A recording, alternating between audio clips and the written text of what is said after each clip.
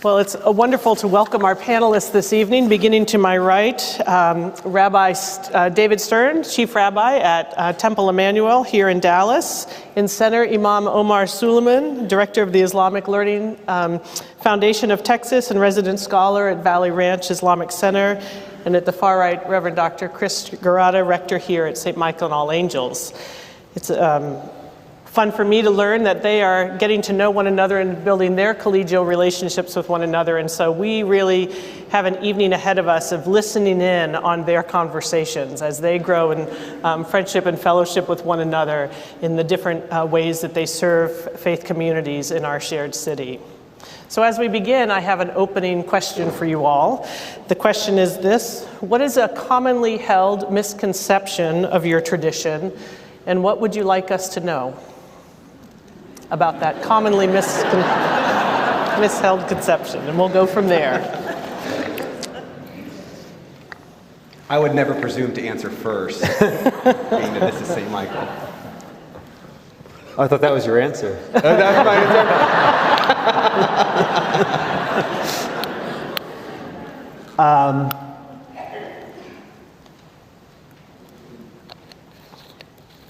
Commonly held misconception.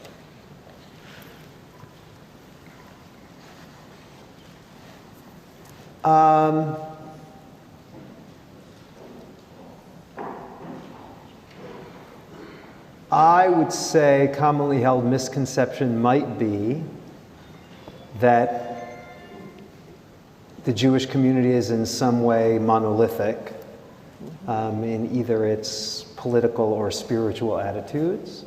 And as any Jew will tell you, the joke that we Jews like to tell about ourselves is 2 Jews, 3 opinions, which is not only a joke, but sort of an ethos that Judaism is built on a spirit of argument and multiplication of ideas. So I would say any impression of the Jewish community that veers towards the monolithic is probably missing something central about who we are and how we rule. Thank you. Well, I don't think anyone has any misconceptions about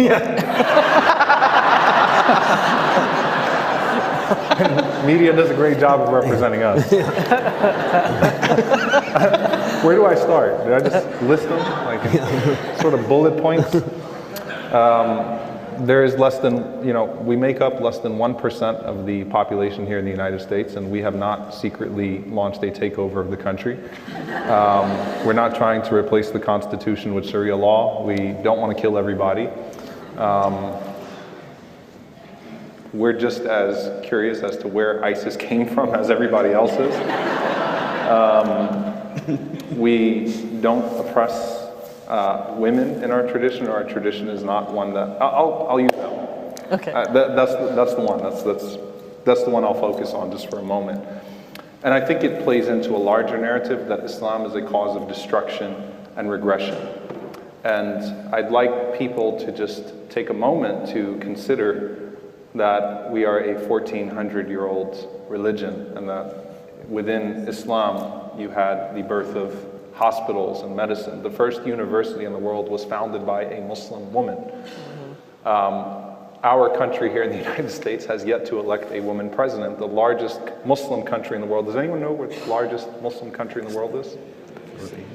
Indonesia has already had 2 female prime ministers.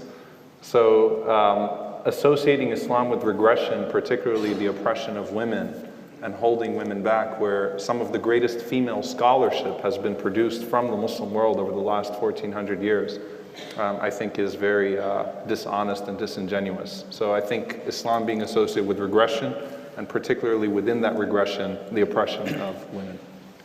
We'll talk about the other stuff later. Sure, that's great. Thank you. Thank you.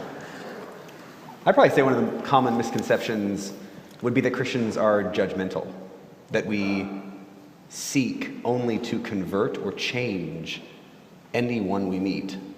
I have conversations all the time, especially with those who don't belong to a faith community, that they're afraid to show up at a church because they assume that we'll kind of get our claws in them and want to make sure that they change who they are in order to be the kind of person God wants them to be.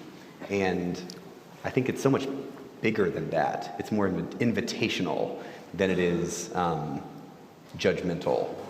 It's a commonly misheld misconception, I think, of the faith. It may not be a misconception of the people.